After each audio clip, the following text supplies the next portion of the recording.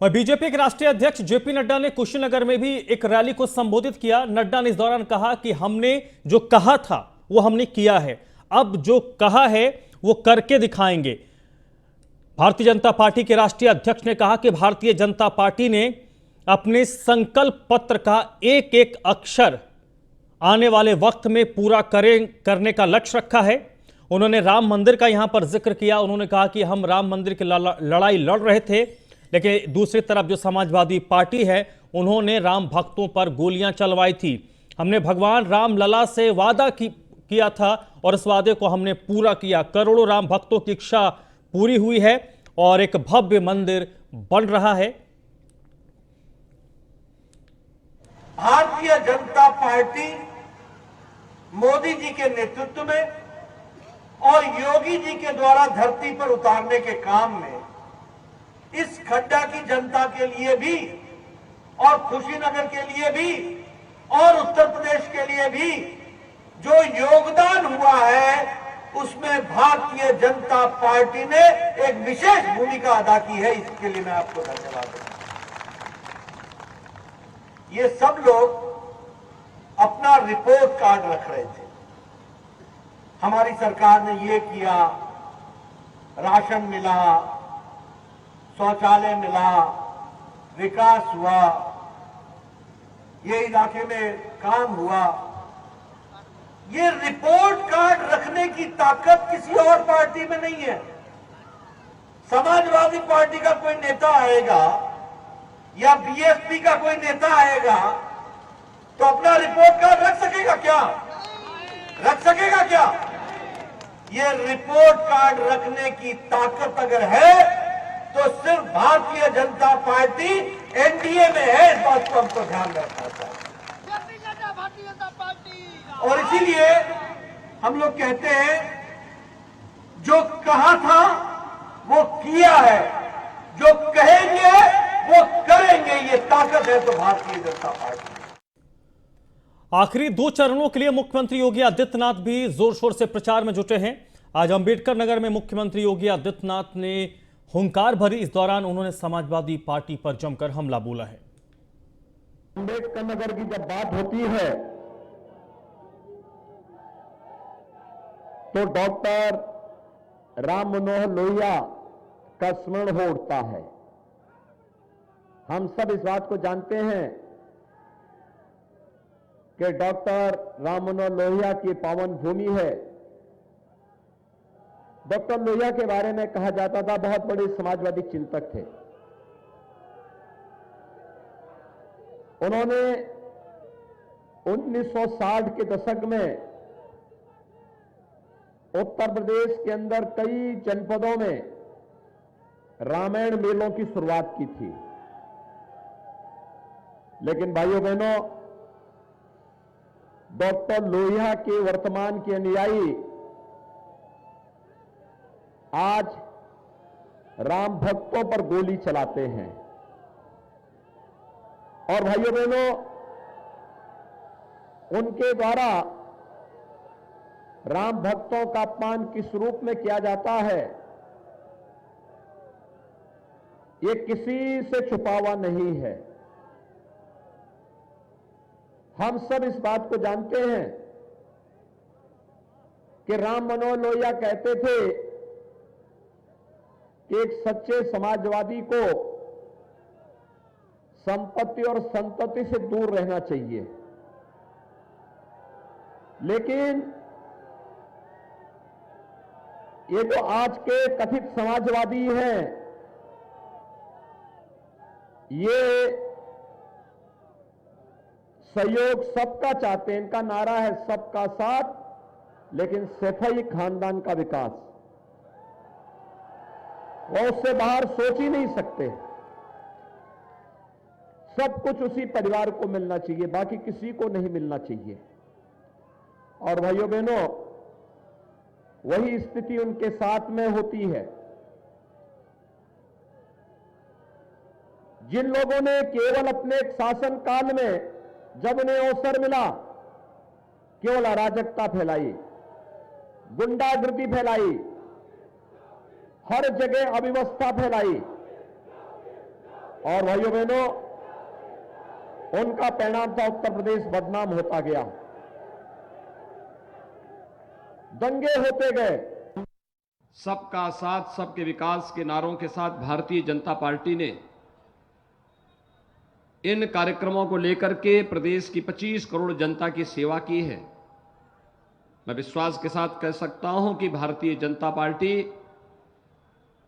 के पक्ष में व्यापक आंधी चल रही है और 5 चरणों के चुनाव के बाद पूर्ण बहुमत की ओर भारतीय जनता पार्टी चाहेगी। जब चुनाव संपन्न होंगे तो भाइयों बहनों फिर एक बार 300 पार के लक्ष्य को भारतीय जनता पार्टी प्राप्त करेगी।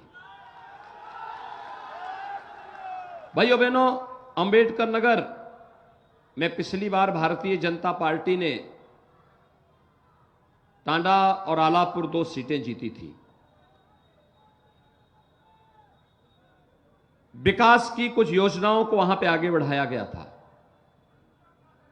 आज एक बार फिर से मैं आपके पास आया हूं कि भाइयों बहनों, भारतीय जनता पार्टी सबका साथ सबके विकास के भाव के साथ जब अपने कार्यक्रम को आगे बढ़ाती है तो सुरक्षा सबको देती है, विकास की योजनाओं का लाभ सबको देती है, सम्मान सबको देती है, लेकिन तुष्टीकरण किसी का नहीं करती। हमने विकास की योजनाओं में भेदभाव नहीं किया। 2017 के पहले आप अगरपुरवासियों को बिजली नहीं मिलती थी। क्या बिजली आती थी क्या आपके पास? 2017 के पहले बिजली आती थी? 2017 के बाद आ रही है? पहले आती नहीं थी, अब जाती नहीं है।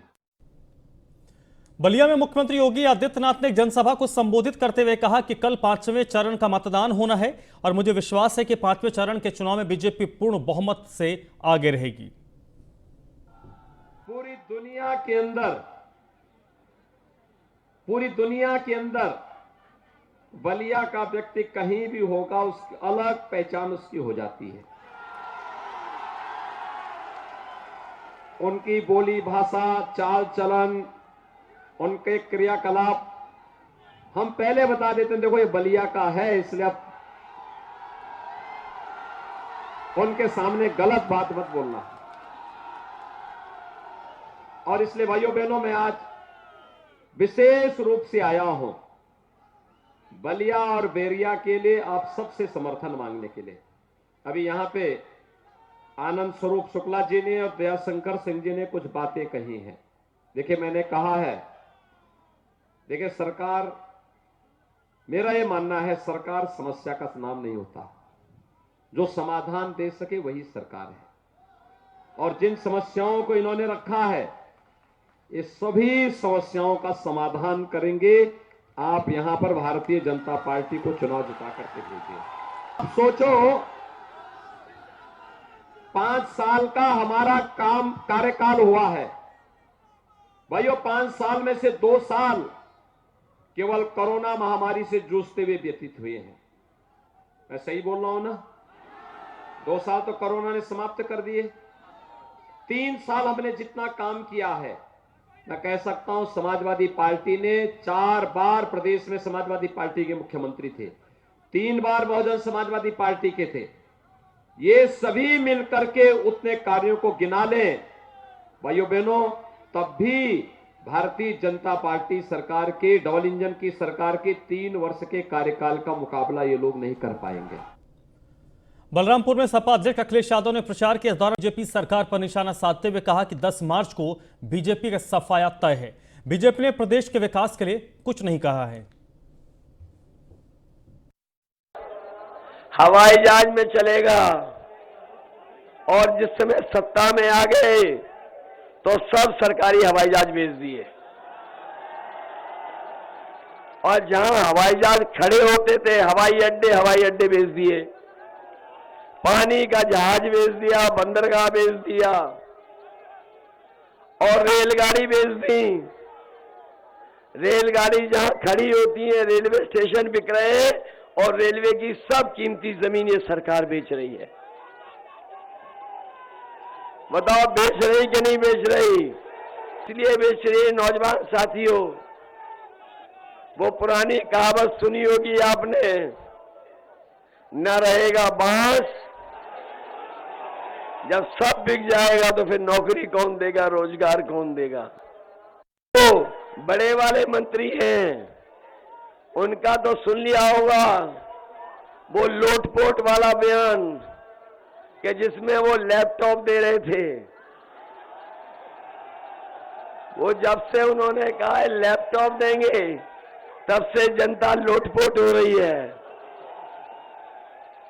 वो कह रहे थे कि इंटर पास करने के बाद जो 12वां करेगा उन्हें लैपटॉप मिलेगा,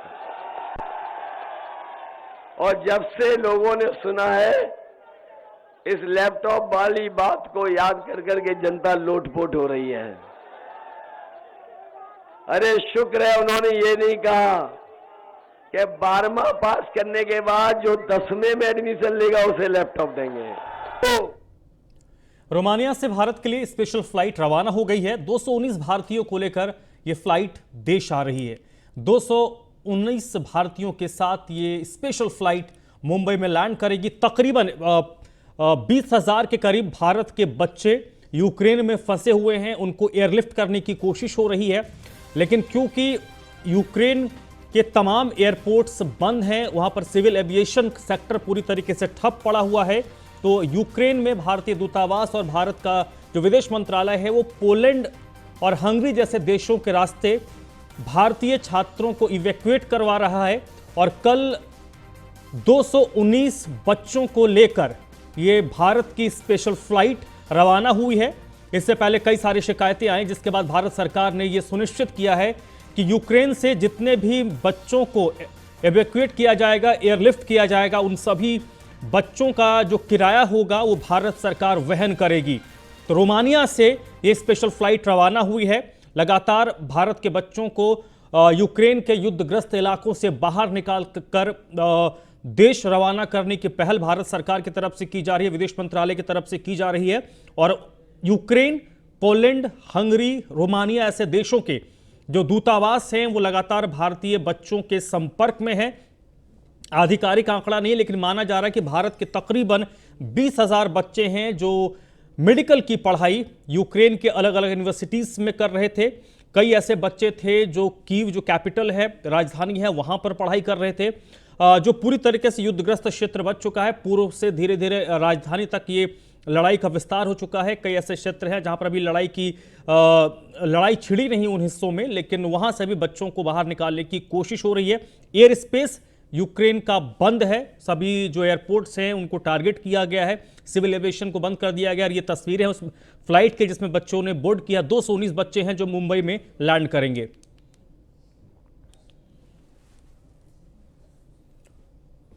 यूक्रेन में फंसे सभी नागरिकों के लिए भारत सरकार गंभीर नजर आ रही है। यूक्रेन से भारत पहुंचने वाले यूपी के लोगों को सरकार यूपी भेजेगी, क्योंकि ये सभी बच्चे पहले मुंबई आएंगे, फिर मुंबई से अपने अपने डेस्टिनेशन के लिए रवाना होंगे। तो उसमें जो उत्तर प्रदेश के बच्चे हैं, उन बच्चों के लिए उत्तर प्रदेश सरकार पहल करेगी। यूक्रेन से वापस आने वाले यूपी के लोगों के लिए एयरपोर्ट पर काउंटर बनेंगे। केंद्र और राज्य सरकार समन्वय के साथ ये सभी व्यवस्थाएं करेगी, जिसके लिए यूपी सरकार ने भी हेल्पलाइन नंबर जारी किया है। इसके लिए राहत आयुक्त और सचिव राजस्व विभाग रणवीर प्रसाद को यूपी सरकार ने नोडल अधिकारी बनाया है। बताया जा रहा है कि उत्तर प्रदेश के 341 छात्र और नागरिक यूक्रेन में फंसे हुए हैं। यूपी सरकार ने एक लिस्ट भी इसको लेकर जारी की है।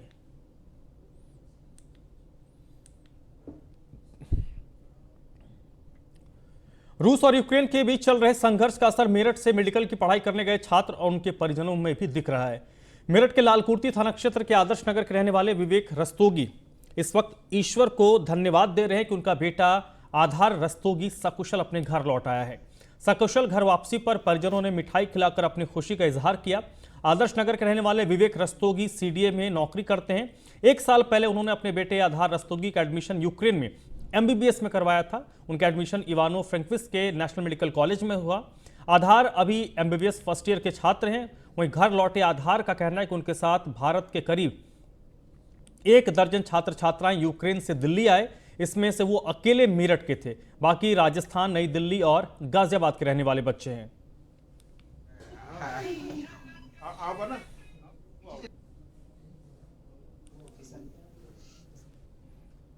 हाँ, एक्चुअल में क्या है, मैं रोज न्यूज़ में यहाँ देख रहा था कि इतना वहाँ पे चल रहा है, लेकिन जब मैं बेटे से वहाँ बात करता था कहता पापा यहाँ तो अभी कुछ है ही नहीं, क्योंकि मैं वेस्टर्न एरिया में पता लगता नहीं है, तो मैं उसको वीडियो बना के भेजता था।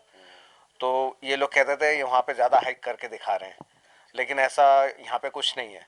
लेकिन जिस दिन इसका वहाँ से एम्बेसी ने एडवाइजरी जारी करी तो इन लोग बच्चों को ये कहा गया कि भाई आप अपने अपने घर निकलने की कोशिश करें जैसे निकल सकते हैं। तो उसमें फ़्लाइट्स थी 22 तारीख की, 23 तारीख की, 24 तारीख की डेट्स दी थी। तो उसमें ये मेरा बेटा बोला पापा 25 को आऊँगा, फिर बाद में बोला पापा 23 की भी मुझे मिल रही है। मैंने कहा दो दिन जल्दी है, जल्दी आ जाओ, 2 दिन हमारे साथ फालतू रह लेना। उस समय इतना हमें तो पता था कि यहाँ वहाँ चल रहा है, लेकिन इनको नहीं था। तो फिर जैसे ही ये इसका फ्लाइट का हुआ, इसने मुझे कंफर्म कर दिया कि मैं पापा 23 तारीख की हो गई है, मैं आ रहा हूँ मॉर्निंग में, आप लेने आ जाना। तो फिर मैं सुबह दोपहर तक रात तक मैंने देखा इसका न्यूज़। मैंने कहा भाई ठीक है। सुबह मैं अपना गाड़ी लेके गया, इसको वहाँ से पिक किया। तो जैसे मैं घर आया तो इसकी मम्मी और सिस्टर दोनों इसके चिपक गए। आप कहाँ से आया, कहाँ गए थे? मैं यूक्रेन गया था मेडिकल की पढ़ाई करने के लिए। कब गए था? मैं गया था यहाँ से 2 दिसंबर को 2021 को, और मैं आया यहाँ 24 Feb 2022। अच्छा, क्या स्थिति थी वहाँ पे, क्या देखा था आपने? जैसे मेरी फ़्लाइट थी 23 की इवनिंग की, तो वहाँ पे तब तक कुछ नहीं था, क्योंकि वानो पूरा वेस्टर्न साइड में आता है और अटैक जैसे स्टार्ट होते वो ईस्टर्न साइड में थे, तो वहाँ पे कुछ नहीं था।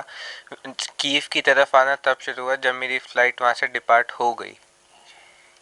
कौन सी क्लास के अंदर आपने? मेरा फर्स्ट ईयर मेडिकल कोर्स था, फर्स्ट ईयर में हूँ मैं मेडिकल कोर्स के, MBBS। कितनी कठिनाइयाँ हुई होंगी आते में या कुछ? नहीं, जहाँ से जिनके थ्रू में गया था उन्होंने हमारे आने का इंतज़ाम बिल्कुल अच्छे से किया था। हमें वो कीव एयरपोर्ट तक पूरा फ्लैट में बिठाने तक आए थे। गाजीपुर की जखनिया विधानसभा सुरक्षित सीट से सुभासपा के प्रत्याशी बेदीराम विवादों में आ गए हैं।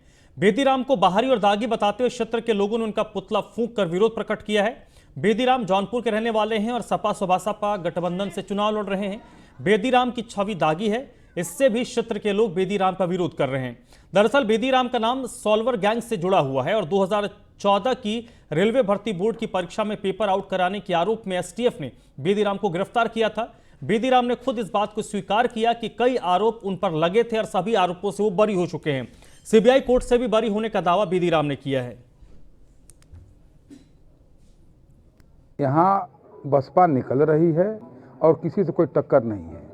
समाजवादी पार्टी और भारतीय जनता पार्टी ये लोग आपस में लड़ रहे हैं, आपस में चिरहरण कर रहे हैं। हमसे उससे मतलब नहीं है, हमसे मतलब है जखनिया के विकास से। देखिए, आरोप तो सब पर लगते रहते हैं, कोई दोष सिद्ध नहीं हुआ है।